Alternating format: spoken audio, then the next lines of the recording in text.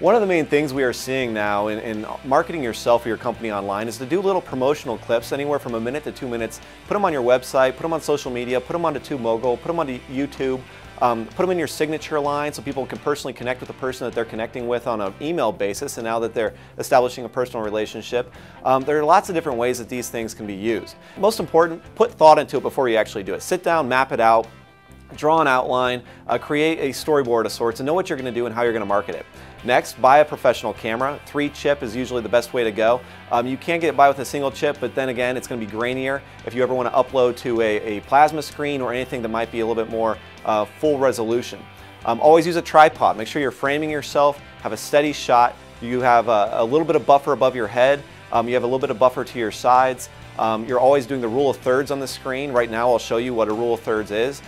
Through editing, I'm now on the side of the screen and I'm looking off camera. When you look off camera, you have a third-party validation. Put an X on the wall. When you look at the X, you're thinking that somebody is actually interviewing you, which means you're important enough to ask questions of. When you're doing audio, don't use the internal mic. Use an external mic like the one I'm hitting right now.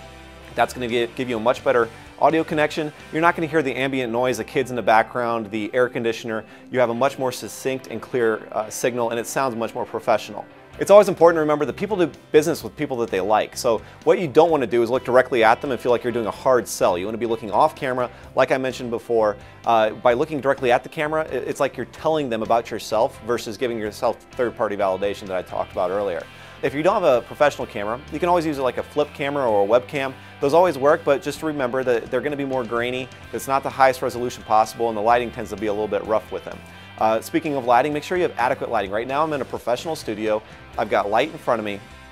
For the average person, a nice backdrop that's not too cluttered, putting up a couple umbrella lights that give you nice ambient soft light's good. Make sure that if you don't have lighting, that the camera's in front of a window so that the light from outside is coming in and hitting you in the face and it's making you look nicely lit up. But you don't want the window behind you because then you're going to turn into a silhouette and the lighting is going to be all skewed and the iris is going to close. So the light always needs to be in front of you. The backdrop always needs to be something that does not attract too much attention and it does not make the iris close. When you're doing this, make sure that you're not reading a script. Go off of either a cue card, a teleprompter. Just don't read. When you're reading, it sounds planned. It doesn't sound like you're being natural. It does not sound like you're being sincere, if you will. So when you're using a cue card of sorts, also don't predetermine what your answers are going to be, because when you do that and you get stumped on what you thought you were going to answer, then you don't remember what you could just say as an ad lib and sound more natural. You're trying to come up with something that you already had predetermined, and usually that ends up stumbling people. Start with a brief personal introduction, and then go into what you bring to the table. Talk about the client. Talk about what you're going to do for the client. Keep it under 2 minutes. Don't talk about Fluffy the dog or where your kids are going to college or things that are not pertinent to what you're going to do for the client. If you're going to show people or a personal side of you, show it through B-roll. Show it through you playing a Frisbee with your kid. Show it through you shaking people's hands. But while you're showing that in video, talk about what you're going to do for the client. So what you're doing by doing that is you're personally connecting with them through video, through this B-roll, if you will, background footage. But you're professionally connecting with them by telling them what you're going to do audibly through talking it out.